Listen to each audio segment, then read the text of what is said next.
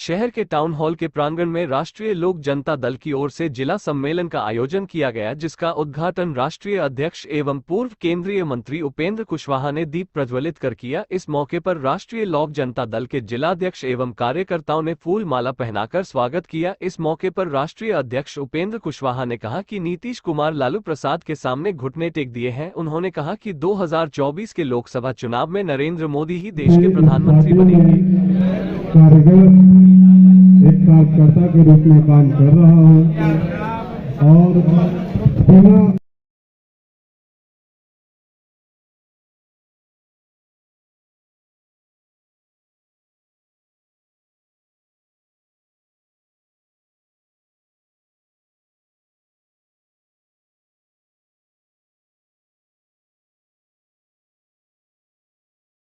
सरकार का लगभग 10,000 करोड़ का प्रति वर्ष का खजाना आप दूसरे रास्ते से बिचौलियों के द्वारा शराब के नकली व्यापार के माध्यम से किसी न किसी माध्यम से उन लोगों को फायदा हो रहा है जो बिहार के हित में नहीं है, और उससे बिहार का विकास भी रुक जाता है, क्योंकि 10,000 करोड़ एक बहुत राशि होती है, जिसके कारण शिक्षा व्यवस्था, स्वास्थ्य व्यवस्था और सभी व्यवस्था को करने में सरकार निश्चित रूप से विफल है।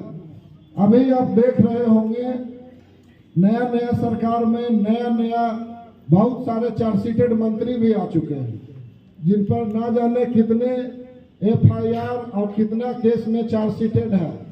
शिक्षा व्यवस्था की जहां तक बात करें तो बिहार को अपमानित करने वाला शिक्षा मंत्री, जिसने उस बिहार को अपमानित किया जो देश में 70% IAS और IPS देने का काम करता है, देश में 60% डॉक्टर और इंजीनियर देने का काम करता है, SSC और रेलवे में 50% का रिजल्ट बिहार से जाता है। उस बिहार के छात्रों को आपने अपमानित करने का काम किया कि बिहार में अयोग्य शिक्षक ही नहीं है।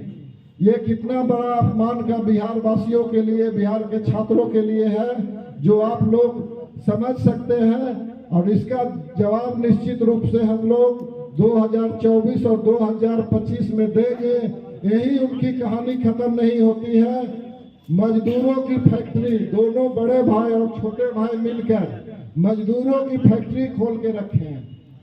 पूरे देश नहीं, पूरे दुनिया में बिहार के मजदूर जाते हैं, और लगातार उस तरह का बात जब वहाँ जाते हैं तो बहुत ज़्यादा प्रताड़ित उनको होना पड़ता है, क्योंकि यहाँ रोजगार नहीं है, और रोजगार नहीं रहने के कारण अपने परिवार के भरण पोषण के लिए उन लोगों को बिहार से बाहर जाना पड़ता है। और अब लगभग 35 साल से देख रहे हैं, एक सुई का भी फैक्ट्री बिहार में खोलने का काम उन्होंने नहीं किया है, जिसके कारण हमारे मजदूर बिहार से बाहर जाते हैं। हम आप लोगों को विश्वास दिलाना चाहते हैं कि जब NDA की सरकार बिहार में आएगी और दोबारा 2024 में देश के प्रधानमंत्री जी फिर से प्रधानमंत्री बनेंगे, तो हम आपको विश्वास दिलाना चाहते हैं कि बिहार के लोग, बिहार यह नहीं थी कि हम कोई 50 सीट जीत जाएंगे और 100 सीट जीत जाएंगे, यह नहीं अपेक्षा हमारी। हाँ, लेकिन इतनी अपेक्षा जरूर थी कि बिहार के लोग इतना तो सहयोग करेंगे ही कि राजनीति में राष्ट्रीय लोक समता पार्टी खड़ी रहे। लेकिन हुआ क्या, कुछ जगह अच्छा समर्थन के बावजूद बिहार में एक सीट भी राष्ट्रीय लोक समता पार्टी नहीं जीत पाई। देखिए, उस वक्त अगर ज्यादा नहीं 5, 6, 7 सीट भी राष्ट्रीय लोक समता पार्टी जीत गई होती तो पूरे बिहार की राजनीति उपेंद्र कुशवाहा के हाथ में होती। पूरे बिहार की राजनीति हमारे हाथ में, तो 5-7 सीट भी नहीं जीत पाए। लेकिन नहीं जीत पाए उससे भी कोई फर्क नहीं पड़ता था। ठीक है, होता है राजनीति में, जनता मालिक है, जनता का जो भी निर्णय है उसको स्वीकार करते हैं, अभी नहीं तो आगे होगा। लेकिन जो कुछ भी हुआ उसका परिणाम सिर्फ राष्ट्रीय लोक समता पार्टी के ऊपर ही नहीं हुआ। नतीजा हुआ कि नीतीश जी भी कहा 100-115 जीतते थे, 40 और 43 पर आ गए। जो वोट का डिवीजन हुआ नीतीश कुमार जी और हम लोगों के बीच में, उसका यह परिणाम था।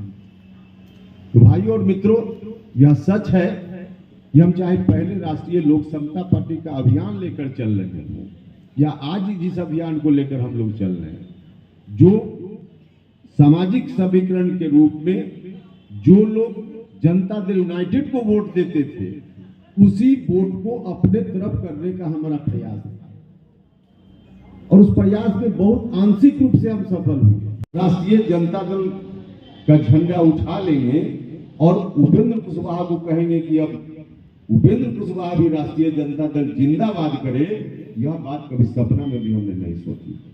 लेकिन वह दिन आया जब नीतीश कुमार जी ने कहा, जो अंदर बात हुई जिसकी चर्चा हमने, अब सीधे जाकर राष्ट्रीय जनता दल के सामने नतमस्तक हो उन्होंने घोषणा कर दी कि अगला नेतृत्व उस परिवार के हाथ में बिहार का, जिस परिवार ने बिहार को किस रूप में बनाने बिगाड़ने का काम किया था, आप सब लोगों को मालूम।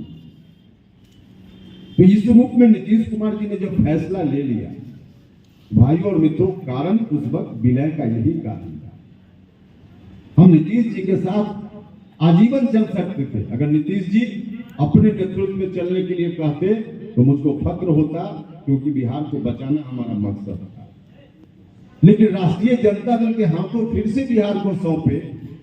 अब इस बात में नीतीश कुमार जी हमको राजी करना चाहते थे, तो हम इसमें नहीं राजी हुए और फिर से राष्ट्रीय लोक जनता दल बनाकर हम लोगों के बीच आए। हम देखिए, जिस तरह से इन लोगों ने नाम रख लिया, हमने तो कल भी कहा कि कोई अपने बेटे का नाम कलेक्टर सिंह रख ले तो कलेक्टर थोड़े हो जाए। उसी तरह से इंडिया नाम रखकर इन लोगों को लगता है कि भारत भर के लोग हमारे साथ हैं। बिल्कुल कहीं से इसका कोई तुक ही नहीं है, बिना मतलब फिजूल की बात है। क्या लगता है सर 2024 में देश की किनके हाथों में होगा? ये तो स्पष्ट है, 2024 में नरेंद्र मोदी जी को कोई चुनौती देने वाला नहीं। हम एनडीए में है तभी नहीं बोले, एनडीए से हम बाहर से तभी यह बात हम बोले। और सच है कि नरेंद्र मोदी जी ही अगले प्रधानमंत्री होंगे, इस बात की 100% से ज्यादा। तो बिहार में आए दिन हत्या लूट ये सब घटनाएं हो रही है, तो मैंने कहा कि 2005 के पहले वाली स्थिति बिहार में फिर से लौटने लगी है।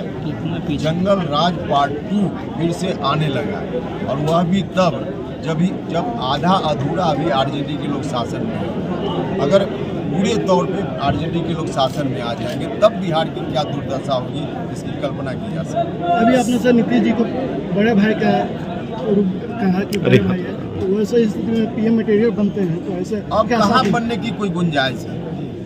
अब जिस पार्टी के वो नेता हैं उस पार्टी में ही कुछ नहीं है, ये खाली डब्बा की तरह पार्टी बच गई है, सिर्फ लेवल है, अंदर कुछ भी नहीं है। अब उस पार्टी उस आधार पे जो इतना कमजोर आधार है उस पर खड़ा होकर देश के लोगों से वोट मांगने जाएंगे। और राष्ट्रीय जनता दल के लोग जो इनको गलतफहमी इनके अंदर उन लोगों ने डाल दी है, राष्ट्रीय जनता दल के लोग इन लोगों ने क्या क्या नीतीश जी के बारे में नहीं कहा और अभी भी कहते रहते, यही लोग जाकर बाहर में इनके लिए वोट मांगे। राष्ट्रीय जनता दल के लोगों को इनकी राजनीति से कोई लेना देना नहीं है। लालू जी अपना बेटा को मुख्यमंत्री बनाना चाहते हैं, इसलिए इनके साथ हैं, बाकी इनको कोई प्रधानमंत्री बनाने के लिए थोड़े हैं। सर, ट्रांसफर पोस्टिंग को लेकर लगातार आरजेडी और जेडीयू आमने सामने हो गई है, सर क्या कहना चाहिए? देखिए, सरकार में पूरे तौर पे अराजकता की स्थिति है। अब उस अराजक स्थिति में कौन किसके सामने कब है क्या विषय है, लेकिन कुछ भी व्यवस्थित नहीं है, सब अराजक है। नीतीश जी आरजेडी के सामने, लालू जी के सामने आपने बताया कि नतमस्तक हो गया है, घुटना टेक दिया उन्होंने। अब देखिए, जो कुछ भी हो रहा है बिना लालू जी की अनुमति कुछ नहीं हो रहा है। एक समय था जब नीतीश कुमार जी सीना ऊंचा करके गरज कर बोलते थे नीतीश जी, आज लालू जी से उनको परमिशन लेना पड़ता है हर चीज़ के लिए, तो उनको हमेशा दौड़ दौड़ कर वहाँ जाना पड़ता है। यही तो उनकी स्थिति